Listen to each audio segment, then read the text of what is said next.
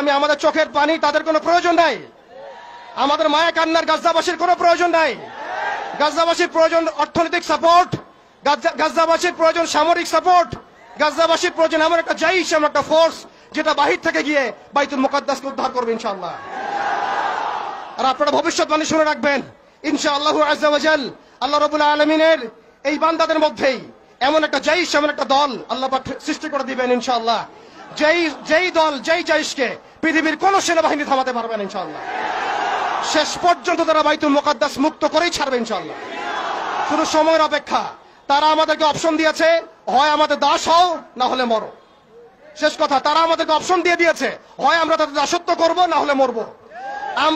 আমরাও বলে দিচ্ছি, আমরা দাসত্ব করব না, আমরা হয় শহীদ হব অথবা স্বাধীনতা ছিনিয়ে নিয়ে আসবো ইনশাআল্লাহ। হয় আমরা শহীদ হব না হলে স্বাধীনতা ছিনিয়ে নিয়ে আসবো ইনশাআল্লাহ। আল্লাহ পাক আমাদের বাংলার তাওহীদের জনতাকে কবুল করেন, আমিন। ওয়া আখিরু দাওয়ানা।